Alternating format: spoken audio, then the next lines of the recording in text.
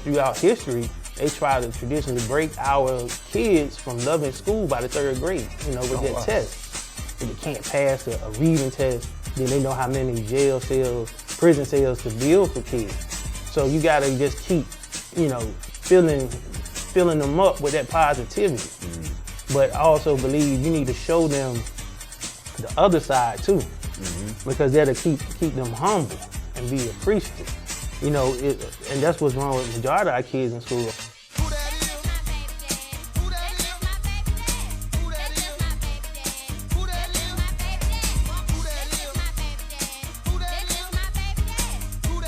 Welcome to another episode of Just My Baby Daddy podcast. It's your boy AJ. It's the bougie baby daddy Eli.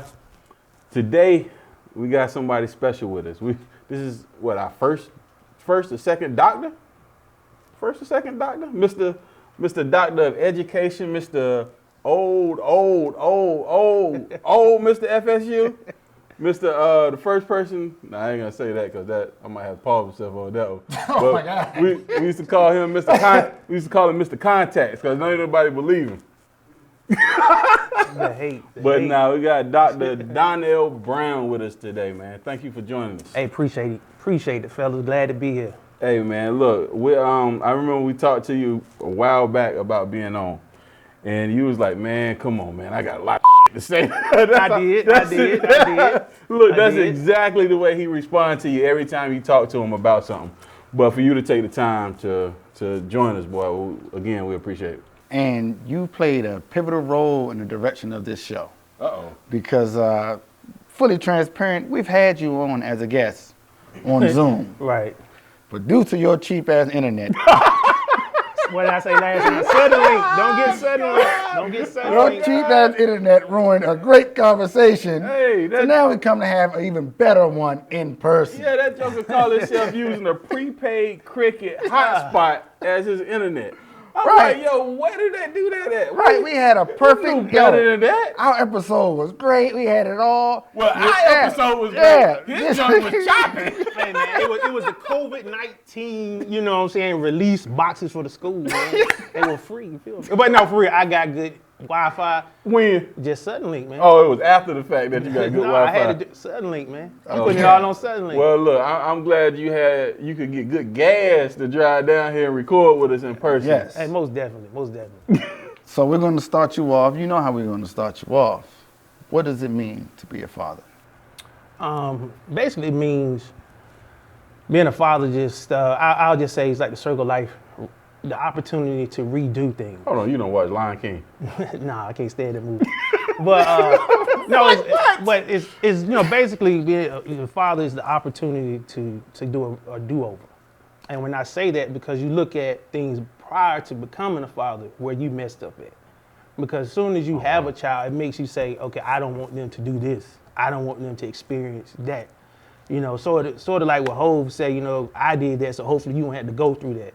So that's kind of how I look at it. The mistakes I made and things you try to impart and say, don't do that. But just like human nature, you got to go through some things. You can't protect your kids from everything. Got you. So when you're saying do-over and, quoting rap lyrics. Seriously. So when you're talking about doing that, making the mistakes that you made, like, what's that approach to that though? Like, are there specific things? Are there things that you learned along the way that, times have changed from when I grew up, or like, what's your approach to that? Well, to be honest, I look at like my father, for example. I grew up in a 2-parent household, but in some aspects it was kind of like a single-parent household because of the fact my mom, when it came to school and pushing education, it was her. She went to these, the parent-teacher conferences. My dad, he was working, he was doing his thing. But again, I just know she was pushing that. And so one thing with me is I want to make sure to be able to be involved and say I'm in it's education, because I see it working in education that when the father is not involved, how they treat kids, So that was one angle, and then one thing I try to do, and again I always talk about you end up doing it anyway, is you try so hard not to be like that, which you didn't think was good, that you end up being like that in some aspect. So, with my father, and I know I spoke about it last time, about the hugging situation. I didn't experience that from my father growing up. Oh, okay. So he just did it his own way. It could be he talking junk to me, but in a positive way. And I'm looking like, for example, I passed the test, I got like a 95. Most people say, great job. Him, he's gonna say, you ain't get 100. He said, what the other 5 points? And I'm like, damn, I did the best I could do. Right. But, as I gotten older, I get it. That was his way of saying, that's a great job. Don't just settle for that 95. Go get those 5 points. In his weird way of things, Right. I had to figure that out. And so I laugh at a lot of the things he did, but now, again, as I gotten older, I see why he did it. Because he's following the lead, the model that he had, and he did the best that he could do. So, Gotcha. And you say you work in education. What do you do? I'm an assistant principal. If y'all could let me kind of go through my little resume. So, I started off as an 8th grade teacher. I'm going to speed it up. 8th grade teacher, 3-time teacher of the year. I taught ELA. I don't know what that is. Yeah, I have English no language idea. arts. See, that's why I was 3-time teacher of the year. I had to educate. So I did that. Then I was assistant principal. Got my master's for school administration, and got my doctorate in education and leadership. And so now I'm currently, assistant principal at Rocky Mount Middle School in Rocky Mount. Anything else you want to highlight that you do? I'll bring it out in the interview, brother. Hey, Sugar, this is the first person we had on want to go through their resume. Like, man, you ain't on interview like you trying to get I work hard for it, man. Hey, Let nah, the people know, congratulations man. on that, Appreciate though. That's it. always big to hear. Appreciate it. And ain't many of you that look like this. Many assistant principals. Oh, look like him? No. No. I mean, we don't have many black educators. No, you're right. You're right. And I'm gonna take it from his angle, the joking angle. When I was real heavy set before I lost the weight, it really wasn't a lot. But then now, I forgot. You know what? That's the keto Donnell Brown. There you go, Keto Brown. Holler at me. I give you info to help you out. But to answer your question, though, no, He it's asked not. a question. He just made a statement. Well, we're gonna still roll like he asked a question. But to kind of piggyback off of your statement, though, no, there's not. And in my school, it's 3 administrators, and that's unheard of. That's a unicorn in itself, especially in that district. Being a rural district. But so we have a lot of kids that don't have fathers. So we have to be that father figure. And the sad part is, in some cases, the mother's not in the kid's life. So we have to, have to take a lot of roles, especially with the females. You guys have daughters. So it's very difficult when you see that the young women don't have that male presence. And that's mainly what some of them need, is that strong male presence to help them get over. Because as I always tell the teachers, the kids get tired of the yelling, they get tired of being told what they can, what they cannot do, because they hear this at home. But then when you have these young men, they don't know. Again, they haven't ever received a hug. They haven't been told you did a great job. Right. And so when you kind of start changing that narrative with them, you see the change in them. And that's one thing I said with education that I don't like, because of the finality. Because when these kids move on, you want to, like your own kids, you want to keep making sure that what you imparted in them, they're going to carry on and do well. You want to protect them from it, but you can't. Right. Yeah. And you can only go so far. Got you. So what's the biggest impact to you and how you parent that you've gotten from being in education so long? Don't forget about your own, because it's so easy to put your effort, your resources into somebody else's that you forget your own. So it's like you go hard from 7 o'clock till 3, and then you're just like, dog, I got to get that reserve tank to do for your own, because no need to put all the success and hope and praise of somebody else's child and you forget about your own. Right. So kind of like what Lou said in his episode, don't make a promise and you don't keep it. Oh, yeah, Joker, watch the show. Come gotta support the brothers. And even if you're tired, Yeah. suck it up somewhere. I cannot say this, but I'm gonna say it anyway. Y'all can edit if you need to. You gotta get in the cut, and we all know from there what happens from there. But you gotta do what you gotta do, for your child. Yeah. They don't care that you're tired. They just want to know, hey, you're gonna play ball with me, you're gonna read with me, you're gonna do this, that, and the third. So you gotta be there. Got you. So when you look back on it, taking it back a step further, when you were talking about, growing up with your father and some of the things that he didn't do that you're trying to incorporate or change or whatever. Now, did you primarily learn fatherhood from your father or being how does that process work for you? Well, I learned from him, and then I learned from some other good, positive male role models that I saw in my life. And then again, I was kind of going off of that creed. I'm not going to do what he did. Right. I'm going to be better than that. Right. And that's not a knock on him to say he did a poor job, but you want to pass it on, and you should want your child to be better than you. Right. Because to me, if not, I think that's a real self issue you need to take care of. Because they're your lineage. They're going to carry on when you're dead and gone or whatnot. Right. So you want to be able to build and make them stronger and carry on. So how many children do you have? One. I always laugh because, the school kids, I can send them back home with your own. You already know, you can't go nowhere. You got to eat that, brother. Figure it out. And how old is your child? 6.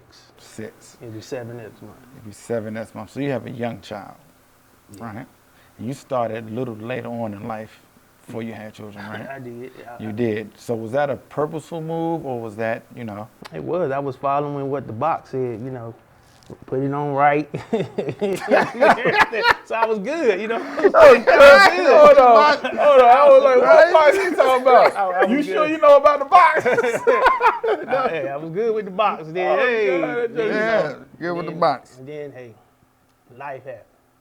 Got you. You got some box. You ain't use the box no more. Nah. Couldn't get to the box. But not that box. Shoot. Oh, that's funny. That's But, funny. hey, But nah, that's cool. So when you look at that, do you feel like waiting a little while added to your maturity level once your son arrived, or did you look back like, what, maybe I wanted to start a little bit earlier? No, I think honestly, the time was needed. Okay. And the reason I say that because getting out of a bad relationship with somebody, my want to have a kid or even a family, I didn't care anymore. Because of putting your all into that relationship and it falters. So you kind of like, I'm not trying to put my all into loving something else if I know there's a possibility that I'm gonna be hurt again. You know what I'm saying? So I was fine. Just not having anything. I was honestly being selfish in a sense. Right. Because I was like, look, let me just do me. I know people say, well, you got to do you sometimes, but as a man, we're not built to be alone or without having an offspring to carry on that name. So, but it took a lot of time for me to mature. And like I said, going the mental health route, I went and sought out a therapist because I needed to look at myself and say, well, what is it that I'm doing wrong, and not trying to play the victim, but how can I be strong mentally as well as physically and spiritually that I can potentially have a family, potentially be the father of a child. Got you.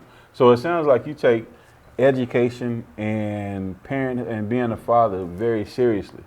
Now, when you look at the commonalities between the two, how do you continue to keep a separation from your kids at school and your children at home? I mean, I ain't gonna put more on you. I just put one. But your son at home and still be effective in both places without crossing them. How do you do that? And that's difficult, very difficult, because I'm still trying to figure that out. But because when I look at some of the teachers at school, I know there's some bad teachers. I always envision whether my child was in that class and this is what you're doing to somebody else's child. So I can't allow you to get away with that because I know I wouldn't allow my son's child to get away with not educating him. So kind of that's why I infused the two. But like you were saying, how can you separate? That's still a difficult thing because at the same time, they both run in the same race. The middle school kids might be further ahead, elementary and so on and so on, but they all have that same end goal to be successful. So that's kind of, you keep it in front of you, but again, still trying to find that, oh yeah, that's somebody else's child, without feeling like you're being dismissive. Yeah. But you gotta remember, you got your own, so you don't wanna put too much into somebody else's that yours is suffering. Got you. Have you ever found yourself to getting to a point where you realized your son was suffering and then you had to make some adjustments, or it's just something that you're always cognizant of? It's something I'm always cognizant of. So, because when I look at them doing what they're doing, for example, I bring him to the school when we have athletic events and the band is playing, so that way he can see. Right. And so that's kind of another way that the other students, they see like, oh, wow, he bringing his kid to the school, like he's involved. So that's another positive picture that they're seeing. And he'll go up, dap him up, everything, and talk to him. I mean, he even taller than a couple of the students at the school. God, so I'm like, funny. damn, what are we feeding y'all? Is it we feeding you too much, or this child getting malnourished? Oh, God. What's going on? But I got you. But I guess it's his love for school. He has a love for school, and throughout history, they try to traditionally break our kids from loving school by the 3rd grade, with that test. If they can't pass a reading test, then they know how many jail cells, prison cells to build for kids. So you gotta just keep, filling them up with that positivity. But I also believe you need to show them the other side too. Because that'll keep them humble and be appreciative. And that's what's wrong with majority of our kids in school. A lot of times they see a lot of negativity. So when they come with the positivity, they don't know how to react because they're always on the defense. Gotcha. Because they're used to a man or woman coming into their life and then all of a sudden they leave. That's why I say I hate the finality of being an educator, because once the kids leave out of your building, it's hard to keep track of them. And so that kind of falls back into that, oh, somebody's in their life, they helped me do well, now they're gone. Because mom and him don't get along, or he and mom don't get go from there. So it's a lot of parallels, with that. So what's the other side, and just for clarification, when you're talking about showing the other side, what other side are you talking about? The other side that you can have the positive relationships. Okay. With the male, and it's okay. And I know, just we talk about the women, but I just want to focus the narrative on us as men, because in the school, and I had to check myself on this, when a kid has an incident, I go into the system, I'm like, let me call the mom. And then it's dawned on me, I'm like, well, maybe this child does have a father that needs to be contacted. Because that's the first person we always go to is the mom. It's the mom, but then I said, let me change that narrative. Let me call both. Because it may be one, they may not be in communication with each other, but this man still deserves the right to know what's going on with his child. If somebody's gonna call to the school and complain about that, then he call me, because then I want to ask, I'm not trying to get into your life, but don't you think your child deserves to know that his father is concerned? I got you. And what's weird? I say it's not a lot of black administrators in school. My kid's school, blessed, they have a black principal, black male principal, and had a black male assistant principal. And when something happened at their school, I got called. Oh, wow. And that's probably because of what you're saying. I never asked that, never noticed that, but I do think that is, I won't say that it's weird that they called me first, but I feel good. I feel good about it, like, and they actually called me first. And it might not be liked by both sides, but well, yeah, I'm pretty sure I caused a lot of hell. That's a whole nother topic. Yeah, about to say, sometime that could be something. It'd be like, what the hell you call him for? Like, yeah, or we'll get the, you're not supposed to call him. But I'm like, man, his name on this, but he still ain't supposed to call him. Whatever issues y'all got, dude, I'm just letting you know what's going on with your child. Got you. Yeah. So a lot of things that you say, it resembles mentorship. Not only so, do you consider yourself a mentor, and as far as with the kids that you're dealing with at school, and then like, okay, well, you have your own son, but it sounds like that male figure, that positive male role model, that positive black strongman model, as far as mentorship, what's your response to that? Well, yeah, because actually with my nonprofit project Hope 07, See, I helped you plug it. I got appreciate you. it. I got you. I started it based off working in the school because the previous year when I was still teaching, man, we had a lot of black male educators. Then in 1 year, they left, and it was just me. And I just saw the young black men just continue to get in trouble, go to the principal's office, and I'm like, something has to be done. So, I prayed about it. And then that's when I just started Project Hope 07 after school. And I said, well, our pillars are gonna be based off of financial literacy, academic exposure, cultural exposure. And so from that point on, I had people just coming in, talking to them, like you said, mentoring, taking them I took them to ECU, took them to Field State, different places, and brought people in, and they were like, wow. Because I even partnered at one point with Global Scholars Academy in Durham. I was doing the Dinner with Dads portion. And so in January, I'll begin this again with Project Hope 07. So if anybody needs this program in your church, in your school, you get the information. It's like a commercial for this job. Hey, man, it's a blessing, man. I'm just trying to dunk all the alleys y'all throwing, man. Hey, nah, no doubt. Well, I smacked the backboard now because I don't dunk nothing. But go ahead. I don't believe you touching the net. I mean, we right got to focus on what we talking about. It's 7-foot backboard. He might be able to touch it because I've seen him play. He ain't getting up off the ground. I went pro in something else, man. What was that? Education. There you go. Now, actually, that makes a valid point. What got you into education? Man, so my original major, I graduated with a BA in communications from Fayetteville State. And so I was thinking like, yeah, I'm gonna own my own music company, radio station, this, that, and the third. Wrong. Man, I did not make anything. I was working at Foxy 99, and I remember, man, I was living out of Vance Hall after graduation. And so going to Foxy, they had us doing stupid stuff, like moving the stuff, packing it up, moving because they're going to a new building. I'm like, and I guess like you said, you the bougie baby dad, and I'm sitting there like, I graduated for the move. I'm like, can't y'all hire a moving company? They're like, no, this is what, we got you guys for. And then I seen an older gentleman, Calvin P. Man, he was sweating, taking blood pressure pills, moving stuff. I said, this ain't the life for me. I look, no disrespect to that brother. I was like, this ain't it. And so my mom kept telling me that my former principal, he was the HR director. And he was like, oh, how's Donnell doing? If he needs a job in education, tell him to come home and I can help him out. And so I'm like, they don't make money in education. That's why I didn't do it.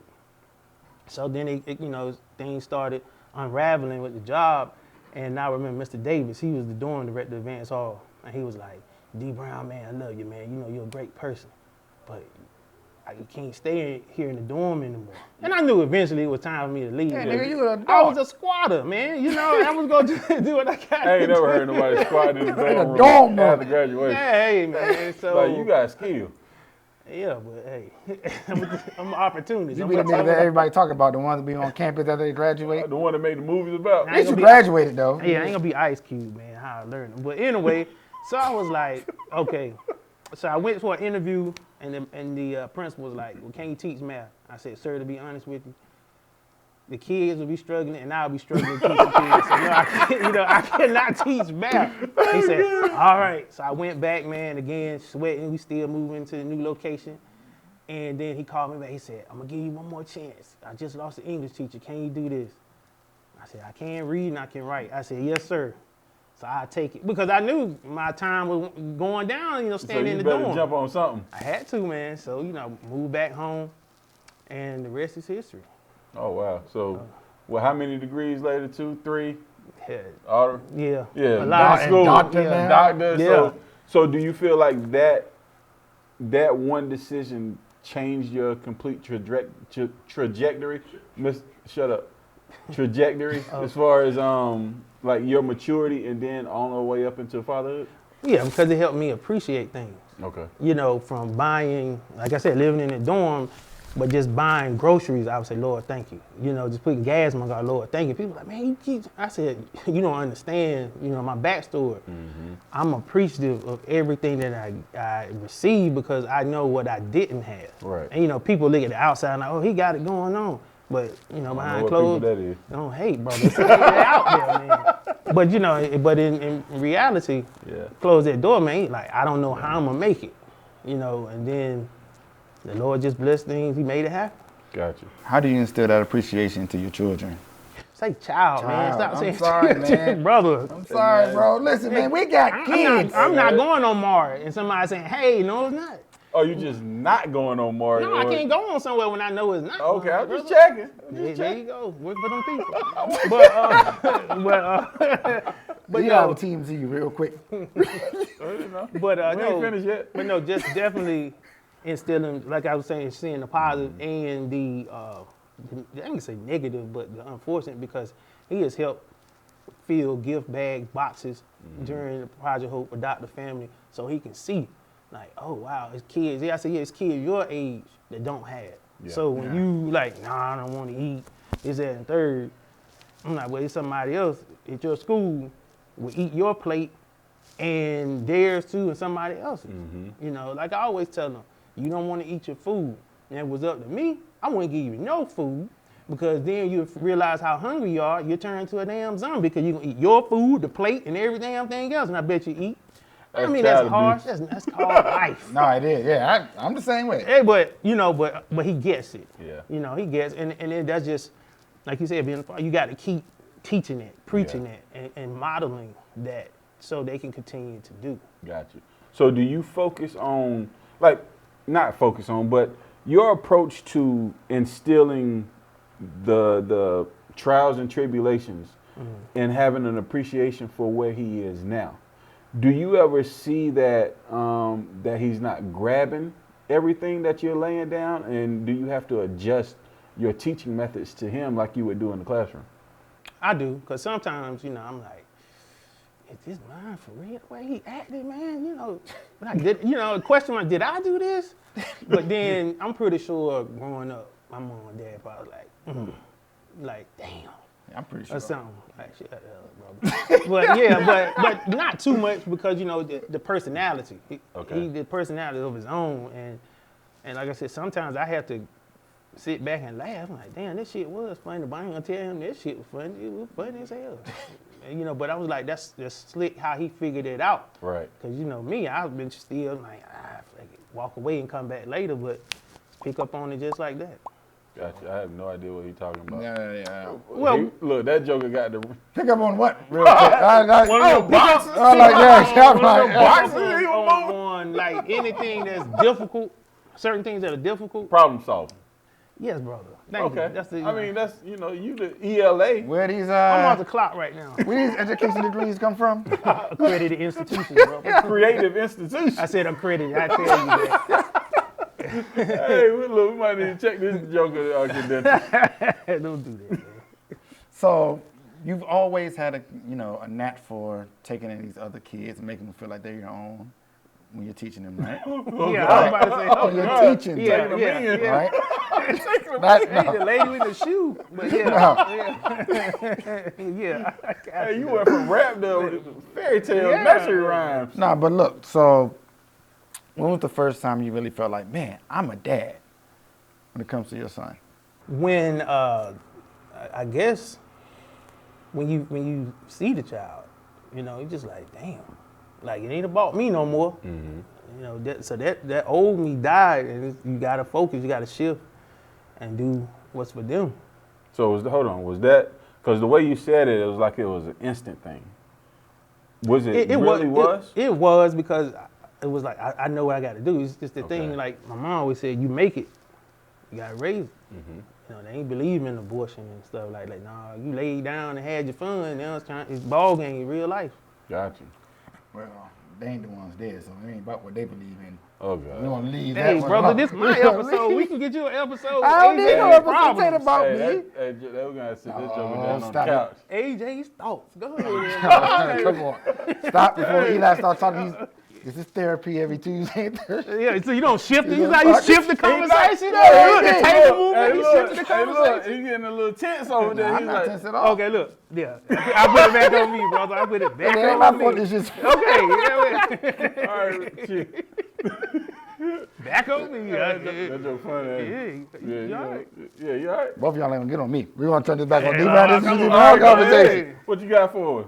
So listen, when it comes to your child, right? What is? Make sure We making sure we yes, Okay, your child, real your plural. one child, right? When it comes to your child, Who you trying to convince, man? you bro, I mean, listen, child, like- we want to make sure it's clear because you can't say children, you get defensive. Got you. Your one child. Yeah, all right. All right. What is one thing that you feel as though you're still lacking that you want to instill in him, that he's not quite getting? I won't say that he's not getting, is the fact, like I said earlier, you can't protect him from everything. And with how society is now, you want to protect, shield your kids from everything because it's foolishness, but you can't. That's what I'm saying. It's something they're going to have to learn on their own. You just have to be there to be able to guide them through. So I would say that, more than anything. Now, let's take it just a little bit deeper now. And like reading your shirt, right? How important and what's your strategy? Huh? Oh, so the people can Oh, yeah, the black community is wherever I am. Yeah, but basically that's what I want to talk about. Instilling culture, history into your son. Like, how do you approach that and how important is that to you? Oh, very important because, again, going back to what's in these classrooms, some of these ill-equipped teachers, I know we are our children's first teachers. And that's why I tell any parent, especially the males, you're your child's first teacher. So teach them the way. Because my thing is don't ever rely on the school to teach your child. You setting them up for failure. But we talk about it. Like I have another shirt with the Black Panthers on it, about the free people's program. He knows that. I said, what's that? Oh, they gave food to help out in the hood. That's his shortened version, but he understood what the Panthers were doing. And that's powerful for a 6-year-old. And he knows he knows what Christopher Columbus, he knows we just taking that day off. We don't get Christopher Columbus killed. He knows that. Again, so you teaching him that real stuff. Right. And it really just ingraining it because I'm not going to allow the school to do it. Because to me, I feel like I'm a failure, Now, we know that there are shortcomings inside of our education system when it comes to our history. Do you ever feel like there's a time where you have to do reprogramming? Yeah. Yeah. I do. Because the thing is, you teach the kids that everybody, good people, regardless of what shade, this, that, and the third. But being who I am, and you all know, I'm gonna keep it just as positive as I can. You gotta let them know everybody doesn't love you, and the ones you think they do, they don't. And you may get called a word one day. And you're like, what you calling me that for? Yeah. And then somebody don't look like you. Yeah. So you got to teach them how to approach that. Because you think one day, like, oh, elementary, we all friends, we skipping and singing the song, but then you get to middle school, it's changed. Nah, nigga, like, what? So you got to be able to coach them what to do with that. And that's, again, goes back to what I was saying. It's not necessarily why I feel like I failed or something. It's just you want to shield your children from, but you can't. And you just have to, prepare them, just like him seeing the George Floyd thing and saying, oh, yeah, no, police officer killed him. So you got to have that conversation. Right. And again, during the pandemic, with the anxiety, because you thinking, like I was like, damn, I lived my life, but it's not fair that he won't be able to because of this pandemic. It's the unknown. You don't know what's going on. So that's when, again, I forgot. I go back to reading the Quran and reading the Bible because I read both. And so just to help me focus and keep me ingrained and remember how I got from point A to point B. It wasn't on my own because, the Most High helped me. So just remember, I had that slip. I'm like, damn. I'm losing it because I can't save him. I can't save the world type thing. And so, just like I tell people, that like that 2 Chainz song, you know, with the feds watching. Yeah, feds watching. But, you know, our kids really the feds. And I mean that in the sense of they watching everything we do. Yeah. You think they're not. And then next thing you know, you hear something, you're like, And there's knock on your door in the bathroom. right. Or you hear them repeating something. You're like, damn. So again, it's always, you got to be, you know, on your toes, like, damn, I got to be mindful of what I'm doing. Because it's never a dull moment. It's never you getting lax. Because as soon as you get lax, then it's like you missed something. Got you. So based off of that, you're in the education system. So have you come across that where a white student's called a black student a nigger or situations like that? And how would you handle that? Because I don't know how I would teach my child, because if I ever got called nigger in school, it was by another nigga. I mean, basically, we just all black. So it was never a thing. I never had like...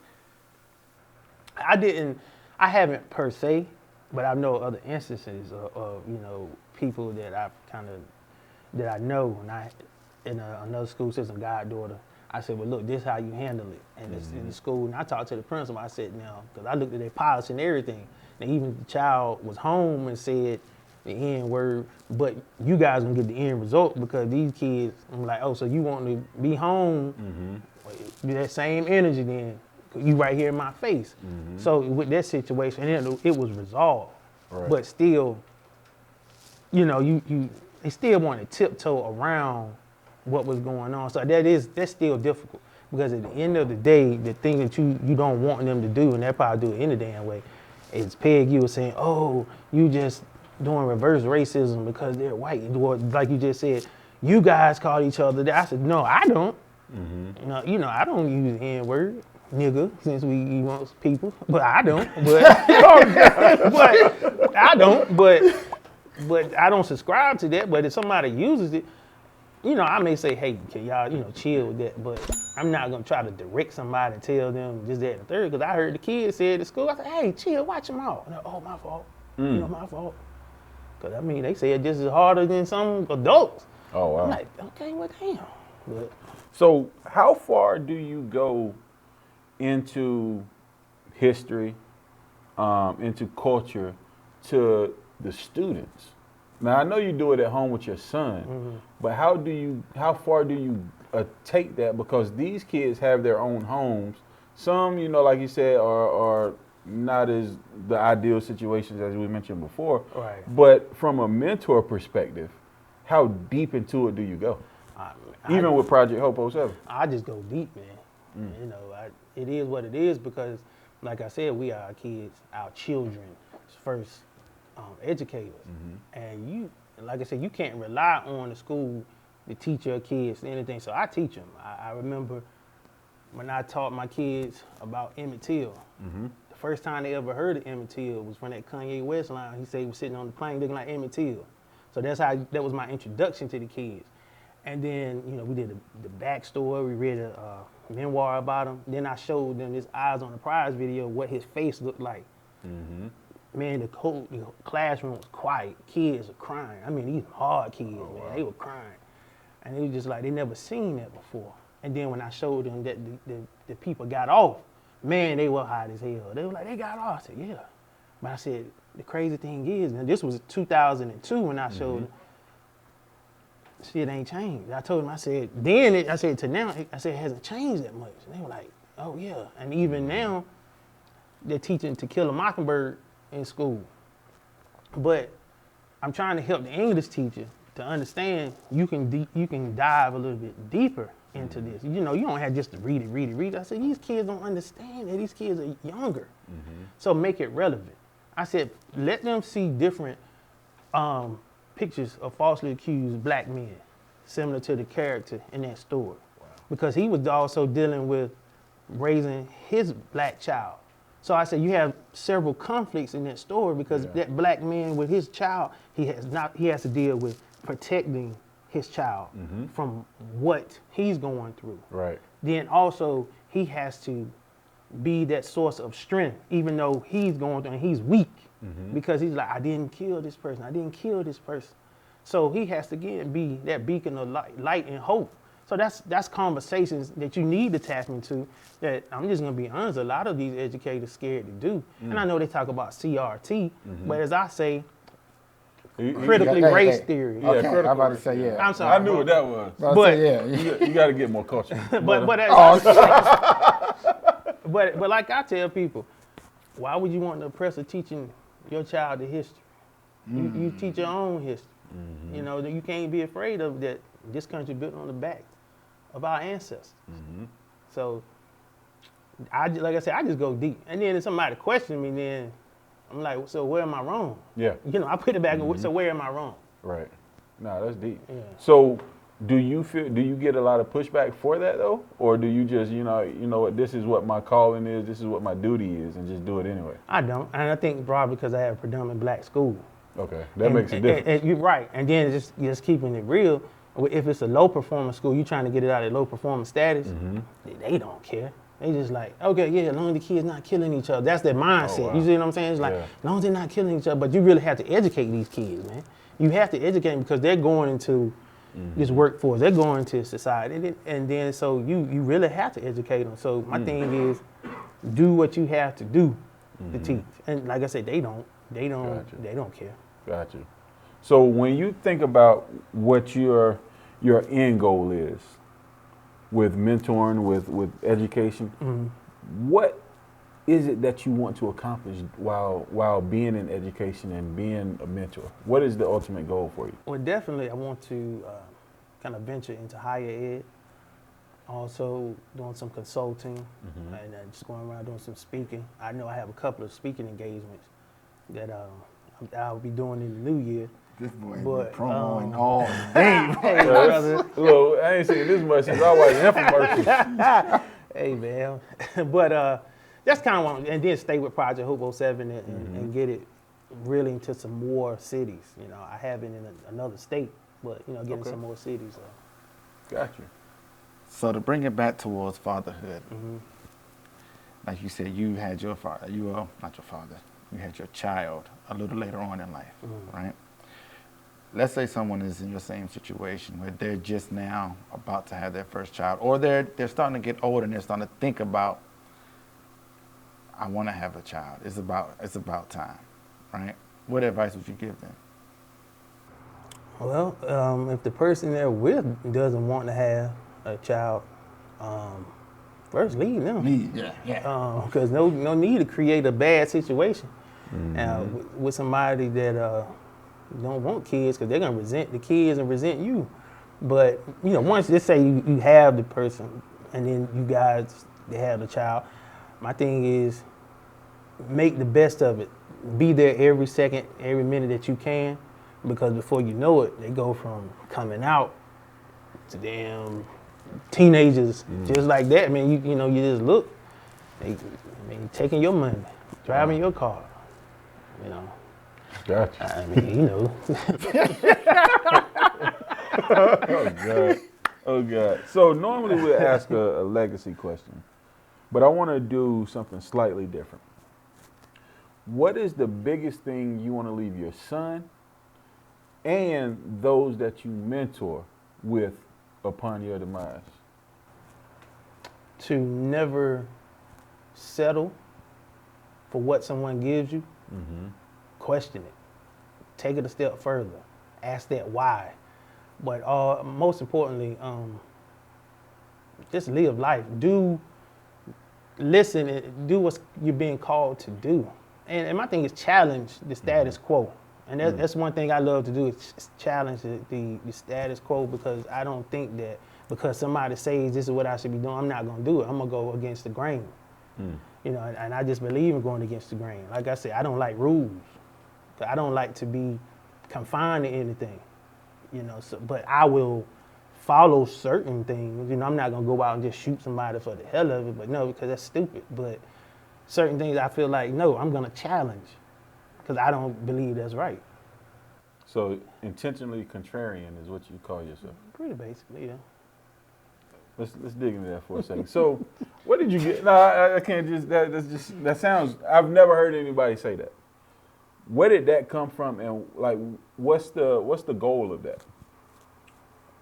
It pretty much came from, again, growing up, people saying what you can't do because of, you're fat. Yeah, I was fat. That was gonna be the first one that came out. Yeah, or Keto Brown. I want Keto Brown. No, I'm saying Little now that's Debbie and Keto everything back there. Little Debbie, everything, Star Crunch, all that stuff. But but bad taste. no, Star Crunch is good. But anyway, back to but no, seriously, it came from, again, people want to down you because of your weight, and then because you're getting good grades. Oh, you're a nerd, or you acting white. And you're like, what the hell is acting white? I'm just trying to get good grades so my ass won't get beat when I go home. That's just the expectations. Yeah. And so that's where I just put in my mind, I said, okay, I'm gonna just challenge everything then. So you think I can't do it, I'm gonna prove you wrong. Just like I did with getting a doctorate. It wasn't that many doctors, black doctors at that, from Tarboro, but Ain't many people from Tarboro either, but go ahead. But especially my family, there was no doctors. The only doctor we knew was the one at the hospital.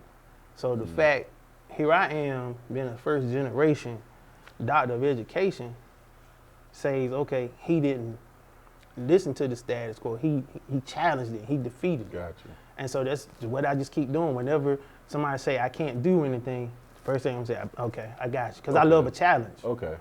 So that's where that mentality comes from. So, because when I hear, like, I want to just challenge all the rules, I just wanted to get a little bit more clarity of what you were saying, and that makes a lot of sense. And so when we focus that with all the things that you do with career, with mentorship, with your different speaking engagements and the messages you want to deliver, Right. that proves why we have you on, because your insight and your wisdom into the system and the kids is very valuable. And so for you to, again, take the time to sit down with us and share that story is greatly appreciated. I appreciate it. Glad y'all had me on.